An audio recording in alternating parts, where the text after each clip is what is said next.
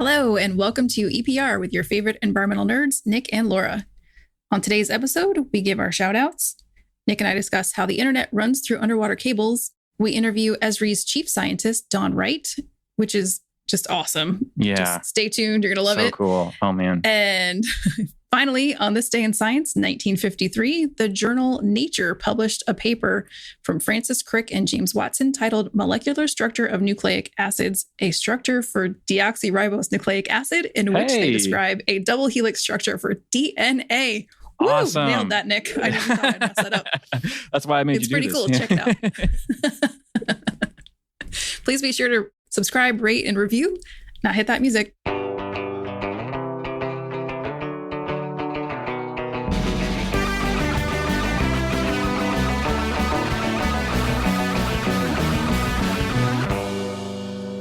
Today's shout out goes to Jomar Maldonado for his new-ish job as the Associate Director for NAEP at the Council for Environmental Quality. Congrats, and looking forward to having him on the show, hopefully here in the future. Be sure to share your promotions, new jobs, professional and project awards with us here on the EPR website at www.environmentalprofessionalsradio.com. Also, don't forget, the NAEP conference is coming up May 17th through the 20th. One of the cool things we're doing this year is having Esri provide us with a hands-on workshop using maps to drive environmental policy. It's a really cool experience.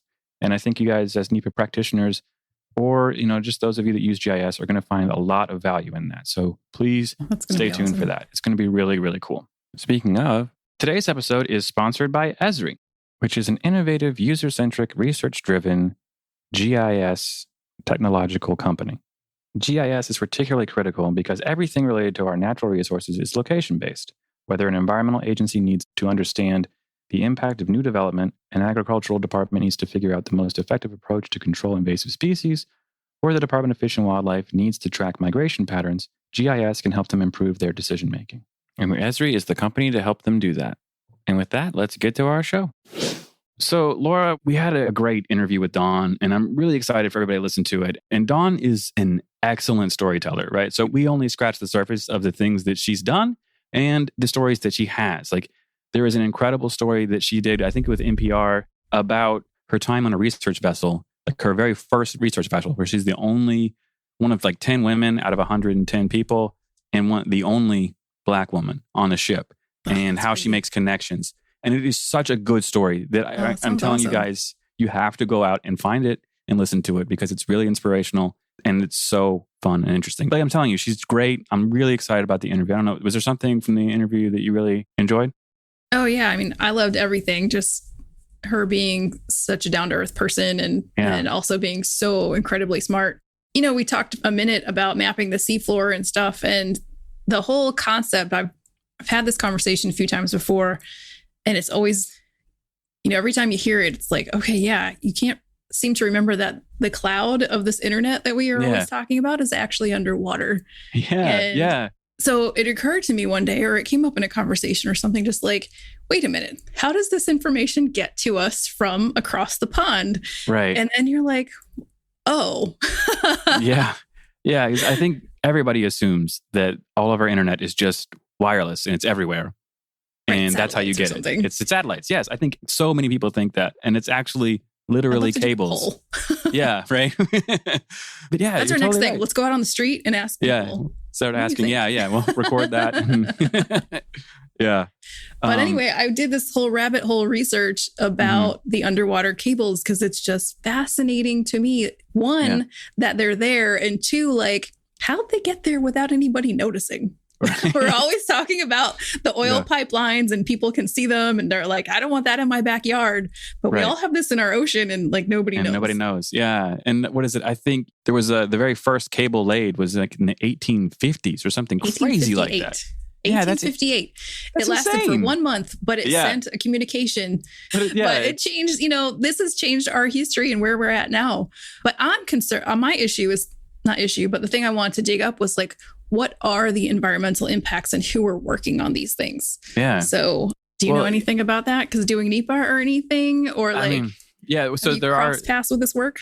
There are NEPA stuff. I personally have, and I know there's been a few projects that are related to that. And if it crosses any level of federal jurisdiction, then there was going to be NEPA for that. So like I did actually do a transmission line project from, I think I've talked about it on the show, going from Canada to New York City. So that cable that we did was also the same kind of cable that they do. Just I guess this one was like 6 inches, and I think everybody has fiber optics, right?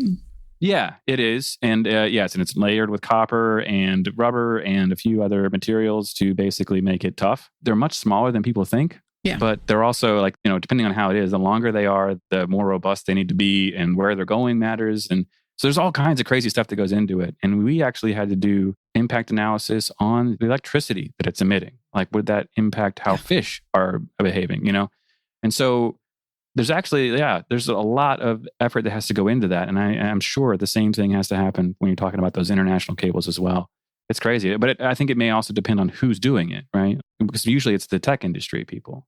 Yeah, I'm trying to think, like, if tech industries are the ones putting it in, unless they're getting like funding that's federal, they probably don't have to do NEPA now that I think about it. Yeah, so that's interesting too. There's a really cool map. Anybody listening, if you look for the underwater sea cables on CNN, there's a cool map that shows where these cables are. Mm-hmm. And then we already talked about when the first cable was put in. So the first cable was just across the Atlantic, I believe. Yeah. And that message went from like the US to probably New York City to London. Guess how many miles of cable there are now? Oh, God. Oh, I love this game. No matter what, I'm going to get it wrong. So I don't know. 1,222. Not quite. Hey, It's I overdid it. No. I mean, not quite close. Oh, 745,000. So, oh my God. Yeah. And who knows when that was. There's more being installed all the time. Oh my God. So they're regulated by the FCC. When I looked up who regulates them, I saw nothing about environmental regulations, which is a little scary. And who owns them used to be the telecoms companies. Mm-hmm. And more so now it is the Googles and the Amazons and the people who own the network servers and stuff like that. Right. So I imagine as all these youngsters start building up Bitcoin and other things and 5G, that this number will continue to grow. But I think, our jobs, anybody out there listening for future jobs who likes marine science, maybe this is an area you can be looking into. Yeah. Sorry, go ahead. I was just going to say, it's one of the things talking with Dawn that was so interesting is like, I hadn't really considered that, you want to know where you're putting those cables because you don't want to put them on top of a vent where where magma is coming up out of the surface. It's going to ruin the cable. And so it's one of the It's amazing they can find a route all the way across the ocean. I know. Much that you can do that. It's crazy. But then another thing that I discovered is that there's also climate change impacts because the underwater cables are protected, like you said, with all of this material. Mm-hmm. But where they connect to land, so that's a different kind of permit and where you're probably more likely to do NEPA stuff. Exactly, yes. So that those are different. So they're not included. Where they connect to land, that's not included in the numbers I told you. They connect in certain ports and areas, usually high traffic areas. And then they have to convert to ground. So then they go underground. So they're underwater till they're underground. Okay. Then they're going wherever they go from there. But the underground places are not water protected. So as sea level rises, now and so when they were first installed, I imagine the newer ones are starting to look at that. But when they were first installed, they were not looking into that. So now there's going to be this whole thing about, we might lose our internet because sea level is rising. So again, jobs. That's incredible. I'm glad Dawn brought it up. I'm glad we were able to talk about it today. I'm going to be keeping an eye on it. And the first, actually, some of the research I did said that they've really the first and only climate impact analysis that had been done was in 2018. So I mean, every article I read led to all the same stuff. Right. We can post some of those things in the details if you want to look into this yourself. There's also a really cool map on internethealthreport.org that actually will let you see where all the connections to ground are and who owns them and stuff. So it's really interesting. So maybe, you could look to see if those companies are hiring for climate impact internet servers. There you go. All right. Well, let's get to that interview. All right. Sounds good. Hello and welcome back to EPR. We are so delighted to be joined by Dr. Dawn Wright, who's the chief scientist of the Environmental Systems Research Institute, better known as Esri, the world's leading geographic information systems software research and development company. Dawn, thank you so much for being here. Can you tell us a little bit about what you do for Esri? Yes. So It's great to be with you on your podcast. And I would love to tell you about what I do at Esri, because I think for environmental professionals, it's good to know that there is a really strong niche for environmental professionals in the IT sector, and especially in the geospatial software industry, because what I do at Esri is not software development. It is not marketing or sales. I basically function as a scientist, as a research scientist for the company. And I am the scientific strategist, you could say, for Jack Dangerman, who's the CEO. I report directly to him. Wow. But broadly, what I do is strengthen the scientific foundation for Esri software and services. So I work across all of the different teams at Esri. We are building software for hydrologists and geologists and geophysicists, ecologists, agricultural scientists, ocean scientists, foresters, people in conservation biology, weather and climate, sustainability science is big now, geodesign, many types of social science. And so there needs to be a strong connection with scientists who are actually doing their science with our software, and also a strong connection with the scientific literature and with important committees and trends that are out there. So my job is to make that connection between Esri and those communities. That's an internal function. And then externally, I represent and extend Esri as a member of the scientific community. We are known as a vendor, of course, a software vendor, but we are also a community of scientists within Esri, and we do quite a lot of work in collaboration with federal and state and local government agencies. We collaborate on scientific projects. We have representation on a lot of boards and councils, and that's a big part of my job, is to be Esri's representative on those boards and councils. Connect with the National Science Foundation, the National Academies of Sciences, the scientific advisory councils of a lot of nonprofits. Many government agencies have their scientific advisory boards. So I do a lot of that work. I don't do all of that work because a lot of my colleagues do that work as well, but I do a lot of it. So I was going to say, that sounds really awesome. It sounds like a lot. It keeps me off. It keeps me out of trouble, I hope.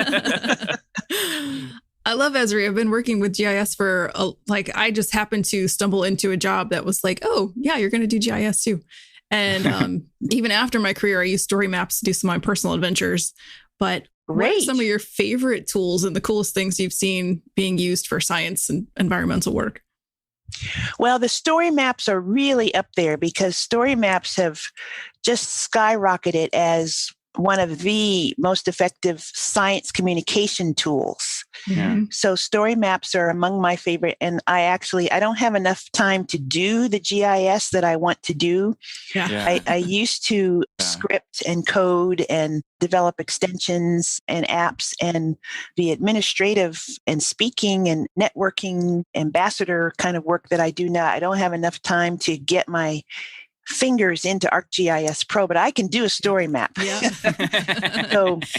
So that's among my favorite. But we have also developed several web apps that really point the way to the different types of science that you can learn about, but also science that you can do analytically at a basic level through a web app. And so there are several of these apps that it's hard for me to pick a favorite, but we have different categories of them.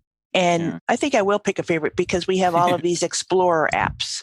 So these are basically web applications that let you take a close-up look at science topics or at actual science observations around the world. And the latest of these is the Mars Explorer app, because that was released by one of our teams in collaboration with NASA JPL in connection with Perseverance landing on Mars.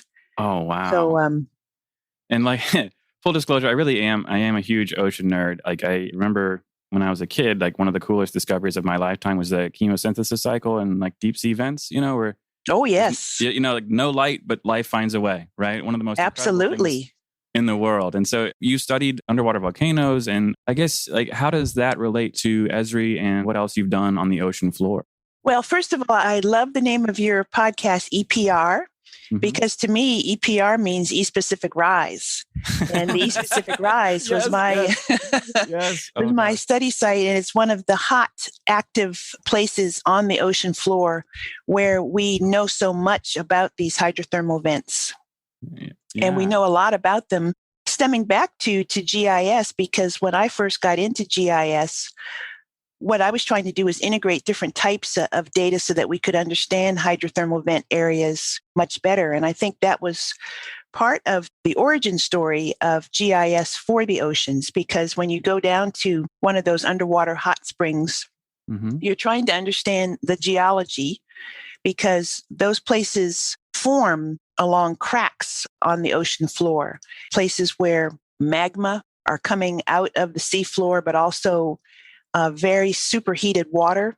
The minerals that are in that stream or that jet of water suddenly just fall out and form the vents. The vents are, of course, part of a biological ecosystem as well. So you need to understand geology, chemistry, biology, and even the bottom currents. So it's physical oceanography. So those are automatically 4 layers of information that need to be integrated and need to be mapped simultaneously, overlaid, of course.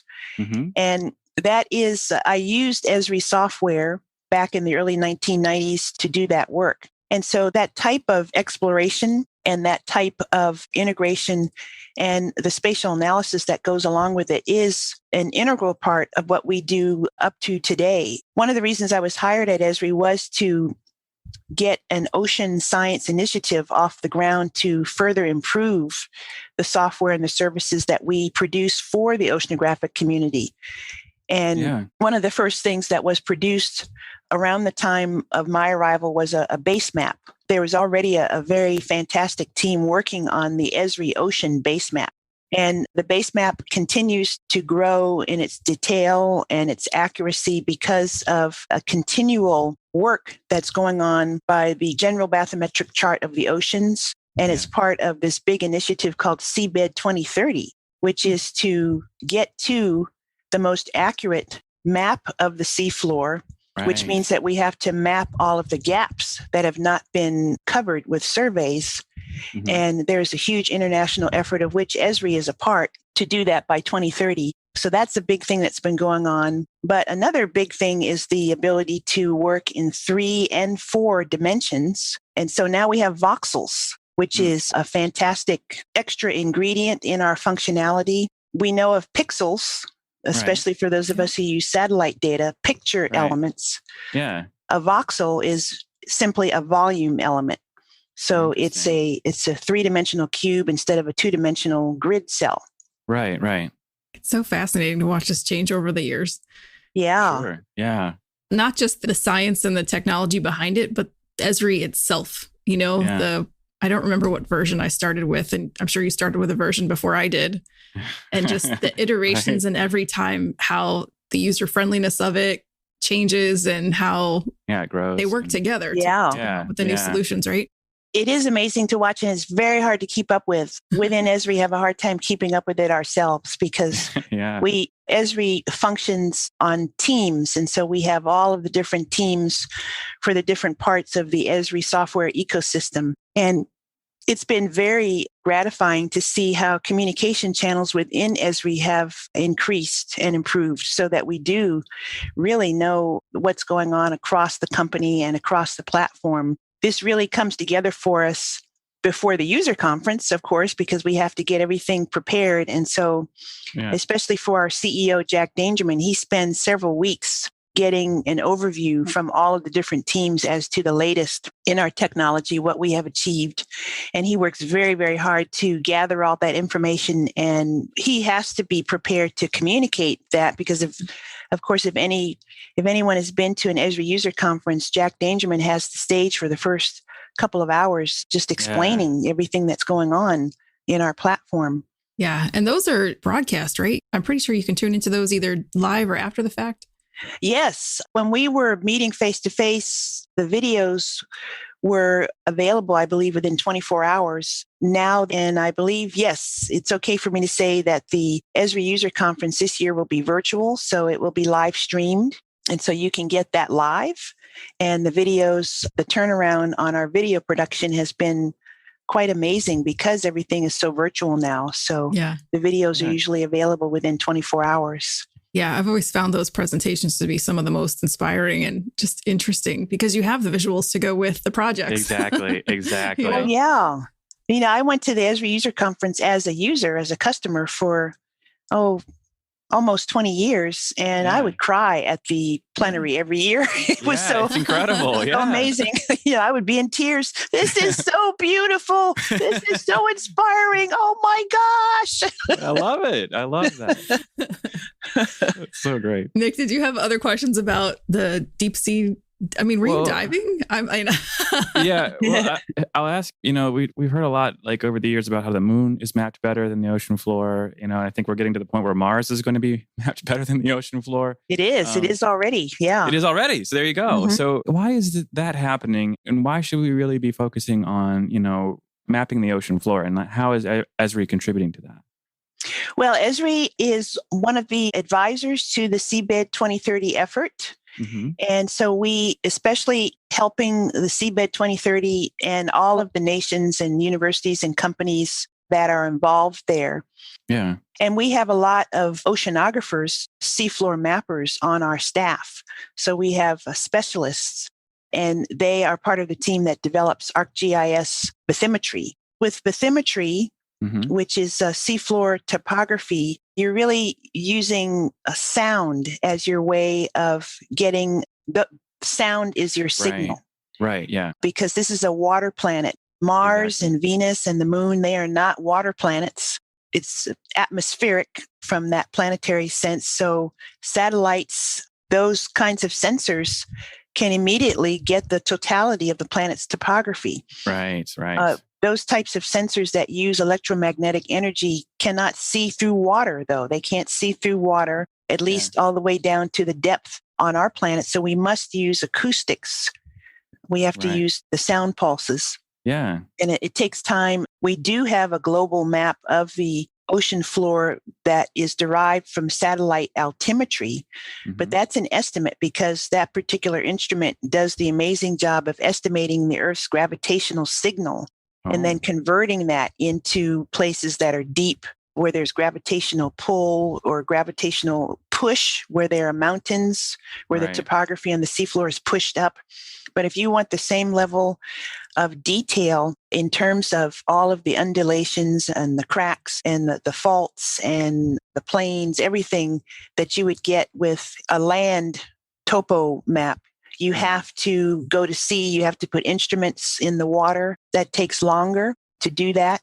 And right now, our coverage on the seafloor in terms of a rough equivalent in terms of resolution, we have about 19% now of the seafloor mapped at a similar high resolution to the Earth's surface and also to other planets.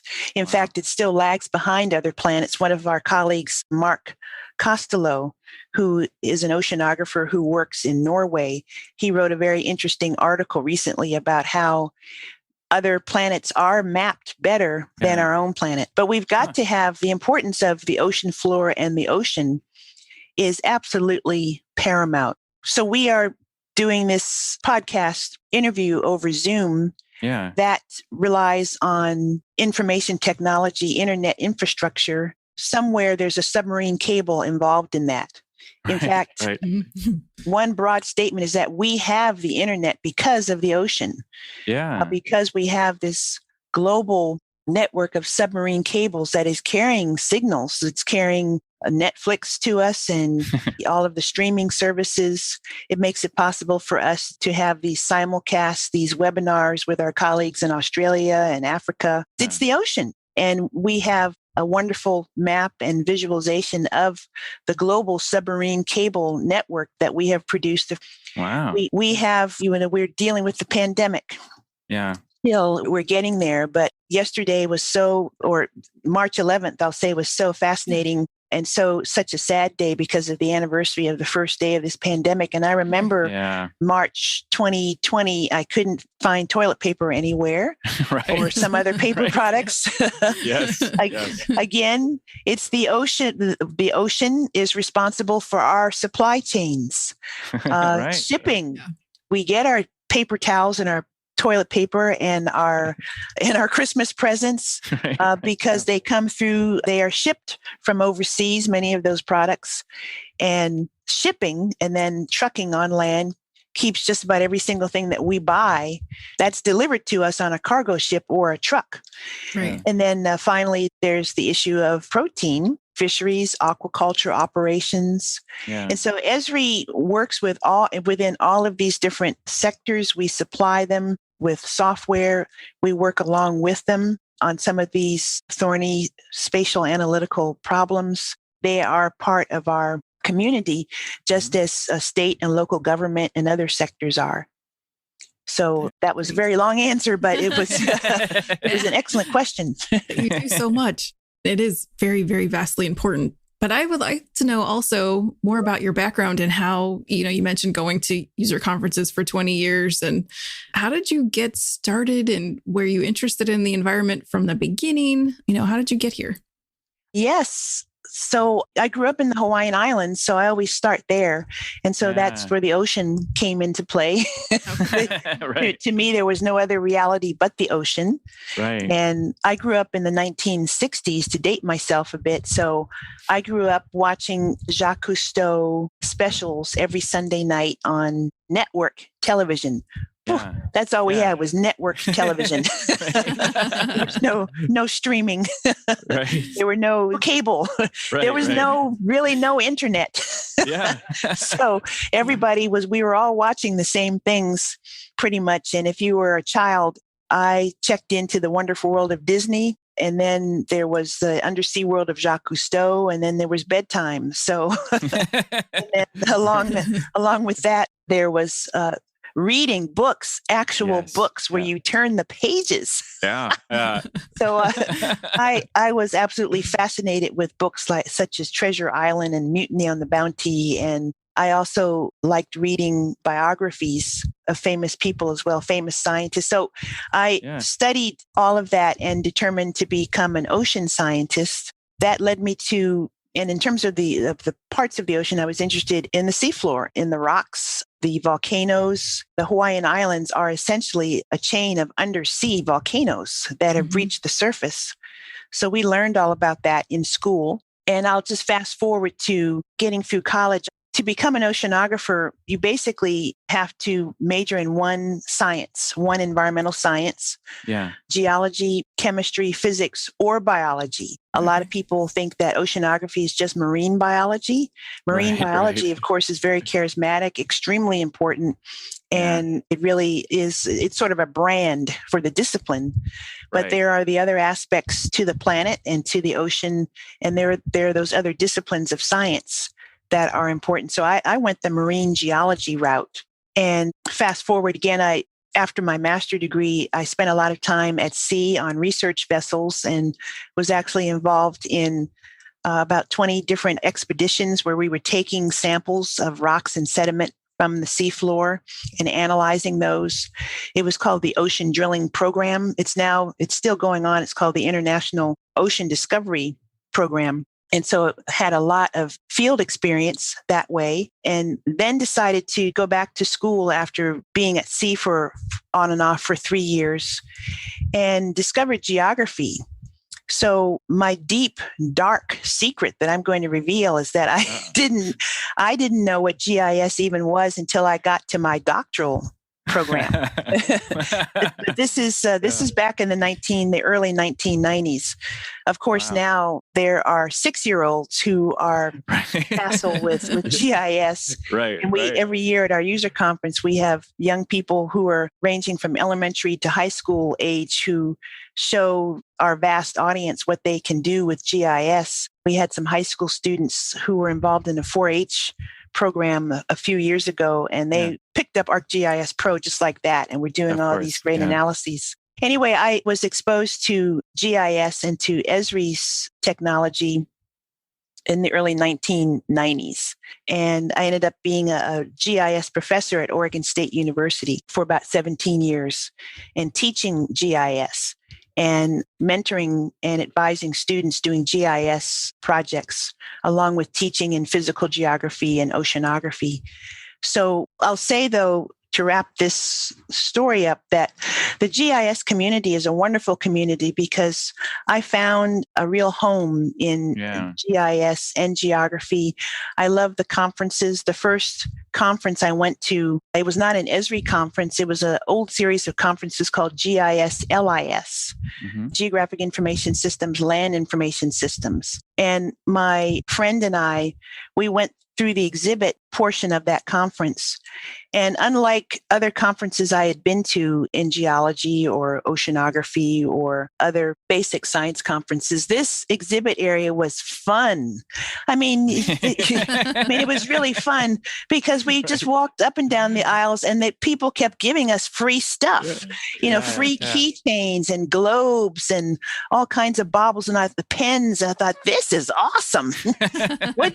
I want to be in this community. I want to be with these GIS and geography people. And there was such a spirit of friendliness. Not that other places are not like that, but it was just really came to the fore and it made an initial very big impression on me in terms of the openness and the fun and I'll say the diversity of the community, because people come to GIS from all different backgrounds and all kinds of different environmental sciences. Yeah. So from that dimension of diversity is, I think, very, very strong. Yeah, I think that's part of what's being missed with the virtual. We don't get the handouts and the goodies and the welcome, come to my booth. Yes. I know. Let's talk a while. Yeah. Gosh, it's so hard. But, it's crazy. You mentioned diversity and how, GIS plays into so many different things. Like many of our listeners are on the policy side of the environment, right? And so I don't know if there's a way that environmental policy influences what you do on a day-to-day basis.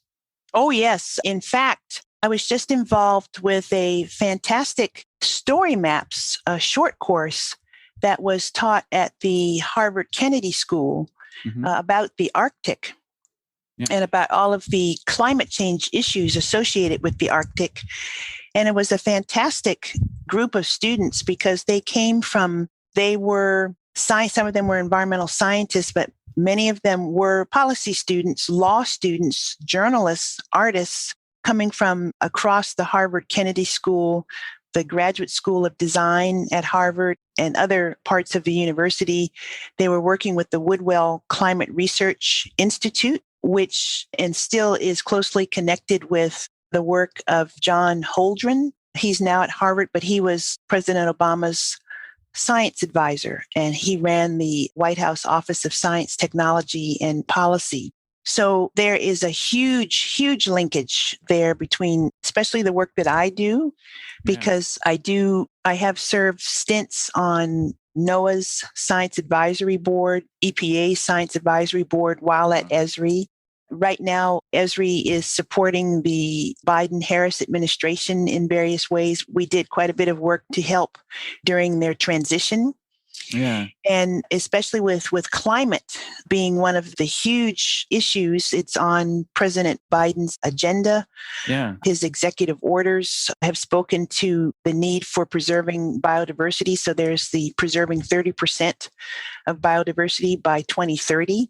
That is one of his executive orders. And so all of that, these are all spatial issues. Yeah. Where are we going to best preserve biodiversity? How can we ensure economic stability? Where can people get jobs in this new climate?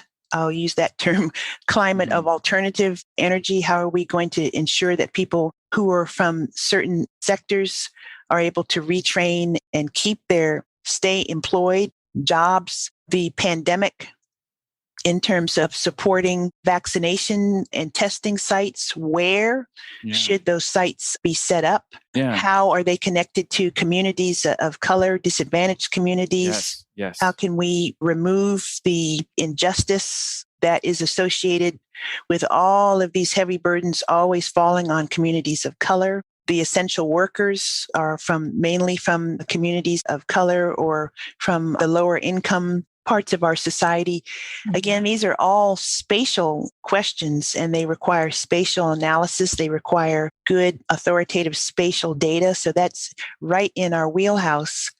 And then how are you going to communicate these issues and communicate what it is that you hope to do and how you want to do it? Yeah. All together now, story maps. So, of course, story maps. I love that. I love it. That's I just want to take a second to mention that Story Maps is free.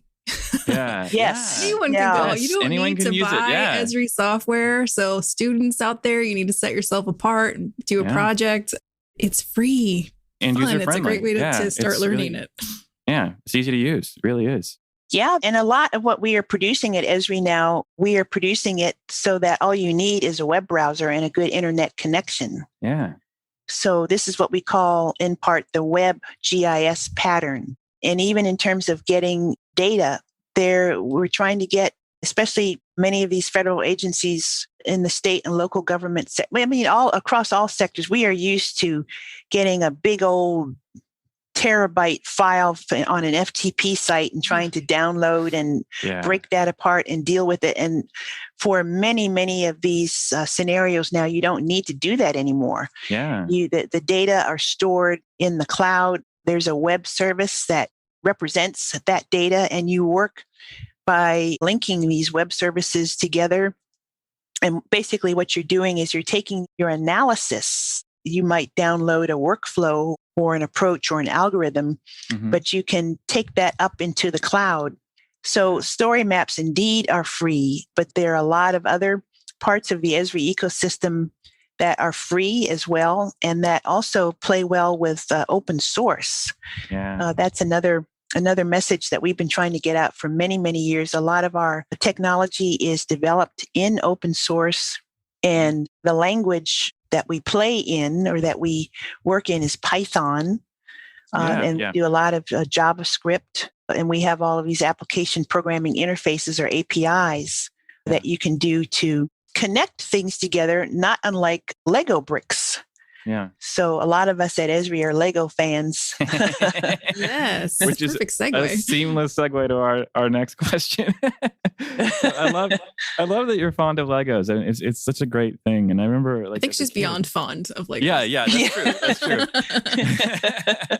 Yeah, it's pretty serious. Yeah.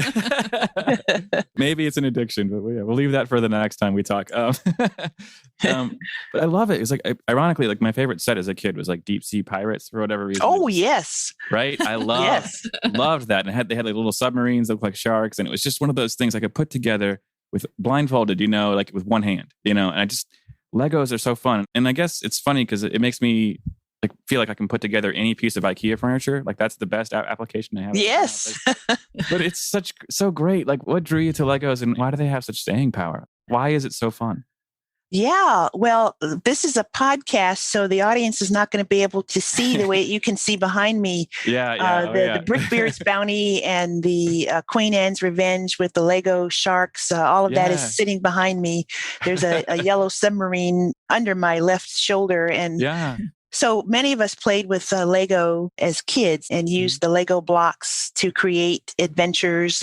But Lego now is a completely different entity. Well, for me, I just love the company. It starts with the company's values. And I started really getting into building with Lego bricks during my PhD to preserve my sanity. So I would take some time off, after getting through my PhD qualifying exams or after getting back from a long stint in the field. And if I had a few days off, I would build a Lego pirate ship. Because at that time, that was the theme that they were selling. And of course, I was enamored with that. So I started with Lego pirate ships. Now it's the Lego Star Wars. They have been very smart in terms of capturing these themes. There's already an idea for the Lego Perseverance rover. That is probably going to be a product very soon. That's so cool. But if you study the history of the company, the meaning of the word Lego in Danish, to play well, the purity of their purpose, even the fact now that their product is plastic, which is problematic with the problem that we have with plastic on this planet. Yeah. But they're working very hard now to come up with a new material that they can make their bricks out of. Oh, wow. In fact, they have a prototype right now that is made out of sugarcane. So Wow. it would be the equivalent of plastic bricks, but made out of sugarcane. At any rate, they are just a fun company. Yeah. And if anybody has been to Legoland, Right. you know, enough said. Yeah, right. and the Lego movies. So I loved it. Yeah. I just I love the brand, and I love all of the different kits. I'm actually not very good as an engineer. I must follow the instructions to the T. But I love the fact that the instructions are there. There's not a word in sight. It's very visual, and you have to study if you want the kit to come out the way that it's intended, you have to, to concentrate. And I love that level of concentration that's required. For me, it's actually relaxing, and all of the way that these kits are designed, it's just fabulous. And then there are other people who are true artists, like my colleague, John Nelson, who is able to create, or Kenneth Field. Kenneth Field has put together an entire globe made out of thousands of Lego bricks. Wow. And John Nelson has created an ArcGIS Pro cartographic style so that you can brickify the maps that you make in ArcGIS Pro. Cool. So those guys are true artists. Right. But it's just really wonderful. And there are, you know, it's a thing. There's an AFOL, an adult fan of Lego, and they have their conferences, their meetings, their documentaries about this. It's pretty, serious. I love it. That's awesome. Well, you can check out Dawn's collection, if you will, on Flickr. I looked at that. We can also share that link if you want to, Dawn. Oh, yes, that would be fun. Yeah. I enjoyed looking at it, and I was really, really, knew you were overly fond when you had a Lego with your own of yourself. Oh, no, I value that more than my PhD. That is the work of a wonderful friend, Joseph Kenyon, and I have never met, but he's involved with the Society for Conservation GIS. He works as a GIS analyst up in Sonoma County, and he is a specialist in minifigs. So that's the creating people in Lego. We follow each other on Twitter. I think that's how this started. And so he sent to me in the mail my own Deep Sea Dawn minifig and a marine GIS lab to go with it. Oh, so he sent me the pieces so that I could rebuild it. And so it's on my Twitter account, and it's other places. But that is, to me, the most awesome gift, to be Lego-fied as a minifig. He recently sent me a Jack Dangerman minifig. Oh, nice. Great. So that went up on Twitter. And in fact, and it's okay. Jack Dangerman, he really likes it. So, Okay. So coming up next, Esri, the Lego movie. Yeah, right. Yeah. Starring Don Wright. Yeah. Rick Dangerman. Yeah. I mean, his name is made for movies. I don't know. That is true. He does have a great last name. Yeah. Well, Don, this has been awesome. You're so much fun to talk to, and we could talk to you for hours and hours, but we're out of time. So thank you so much. Is there anything else that you want to tell listeners, or any other resources you want to point people to? Oh, well, this has been really fun, and the time did go way, way, way too fast. I know. But for your environmental professional listeners out there, we do have this wonderful portfolio of resources that we keep updated very, very carefully. It's called the Esri Science Portfolio. And listeners can go to www.esri.com/sciences. Oh. And it has the page of the maps and apps that I was talking about. Mm-hmm. And we have initiatives there covering open science, weather and climate science, ocean science, solid earth science, which would be hydrology, geology, ecology, all of the land-based ologies. Geographic information science, or geospatial. We are also calling it spatial data science now. And then finally, social science. And that's especially where the issues of racial equity, the interface with policy, There are links to our policy maps there, issues of homelessness, COVID, all of that. So anyway, our 6 initiatives: open, weather and climate, ocean, solid earth, GI science, and social science. So it's a very, very rich site. It also points to our events and news items, all of the latest, and tons of resources. So I really hope that your listeners can check that out and enjoy that as well. And it's been a real pleasure. Thank you. Awesome. Thank you so much. We look forward to talking to you again. Same here. All right. Thanks, Dawn. Bye. Bye. Bye. I just want to say, huge thanks to Dr. Dawn Wright for being here with us. It was so fun to have her on. Such a brilliant mind, really great insight and perspective. I mean, yeah, it was awesome. Yeah. She's not only a brilliant mind, she's just super nice and down to earth. Yeah. Too. Yeah, which is so great. I love when we have those connections with people. It's so fascinating. I love it. All right, well, that's our show, everybody. So I guess we'll see you next week. Bye. Bye.